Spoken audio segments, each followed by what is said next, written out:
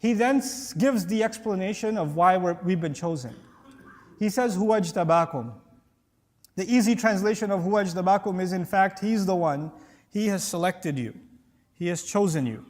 But the Arabic word here for choosing, or ijtiba, the word that's selected here by Allah, is very special. If you say the word ikhtiyar, which is also a word for choice, then it comes from the word khair, meaning you prefer something, or something is, you make a better choice. That's ikhtiyar. You can say istafa, or istifa in the Arabic language, which comes from safwa, purity. When you make a choice, you don't have to explain to anybody else why you made that choice. For example, when you go shopping and you buy like a blue shirt, you don't owe somebody a scientific explanation, why did you pick the blue shirt, why didn't you get the white shirt? That's istifa, it's purely your choice. There's no rationale necessary. But when you say ijtiba, which is the word Allah chose here, when He described that He chose you and me to be Muslim, that word actually comes from jabu. Jabu in Arabic, in old Arabic, actually the verb used to be used for tax collection. Back in the day, the people who made enough money owed taxes. Obviously, even now, you have to be above a certain level minimum income before you're qualified to be selected for tax collection. Ijtiba actually means to make a choice based on qualifications.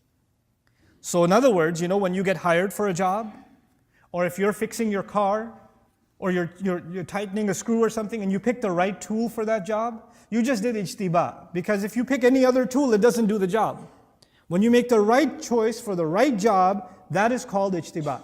In other words, what I'm trying to tell you and what I'm trying to remind myself of is that when Allah honored you and me to be Muslim, the fact that you and I say La ilaha illallah, the fact that you and I have the gift of saying Muhammadur Rasulullah sallallahu alayhi wasallam is actually a very precise choice from Allah of you and me. There were plenty of other human beings available before Allah on this planet, and Allah chose precisely you and me to be Muslim for a task that He has. Because ijtiba is done for a particular purpose, for a task. So now, we aren't just chosen to be Muslim, we're chosen to be Muslim because we have a mission in front of us. And that mission He already describes is you have to struggle for Allah as is worthy of the struggle that should be made for Him. Huwa ijtabakum wama, and then he adds finally, now that I realize I've been chosen, even though I've been chosen, I'm still thinking this is too hard of a job. How am I going to do this? Fine, Allah sees something in me, I don't even see it in myself. I don't even see what's so special about me. Why did I get chosen? There's so many better people out there. But and this is too hard anyway. Islam is way too hard. What Allah is asking of me is too much. I can't do it. And what are the next words from Allah Himself? وَمَا جَعَلَ عَلَيْكُمْ فِي الدِّينِ مِنْ حَرَجٍ.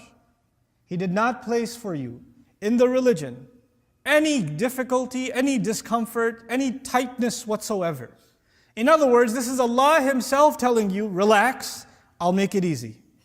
Don't you worry about that. You're the right man for the job. You're the right woman for the job. You were the one chosen for this time, this day, and this age. When you look around now, you see that Muslims we're the target of media attention, political craziness. I travel to England all the time. But this last time I traveled, I got exhaustively questioned. What are you doing here? I got questioned, like, why are you here? That's never happened before. So things are becoming tougher and tougher for Muslims. They are, in many, many ways. But that's okay. You know what? Allah chose you and me to be born in this generation, in this day and age, knowing full well these are the trials we're going to have. And the best people qualified to struggle in these trials are the Muslims alive today. That's the choice of Allah. That's why you and I are taking a breath right now. If we didn't have a purpose for us, because He only creates for purpose. خَلَقَ السَّمَاوَاتِ وَالْأَرْضَ بِالْحَقِّ وَصَوَّرَكُمْ. He created the skies and the earth with precise purpose and molded you. So He molded you and me and put us in this position because we have a purpose to serve. And then even though that's a challenging purpose, Allah Himself gives the orientation and says, I'm not going to make it any hard for you. It's not going to be difficult at all. I'll take you back to the analogy I gave you in the beginning. There's that job interview, and the guy gave you an impossible job description, and you're sitting there thinking, there's no way I'll get hired. And then he hires you. And your first thought is, I'm not qualified. And he says, relax, I know what I'm doing. I've been hiring for a long time. I see something in you. Even if you don't think you know, you'll learn pretty quickly. I know talent when I see it. So he's encouraging you and he's acknowledging you in a way that you didn't even think you saw in yourself. The other thing that's happening here is every Muslim is supposed to see value in themselves. No believer can think that they're useless before Allah, that they're pointless, that they're meaningless before Allah. They're worthless. They are worthy of Allah. They're worthy because Allah made a special choice of them. A special choice of them. Download our mobile applications or register on our official website to get access to exclusive content. Links given in description of video.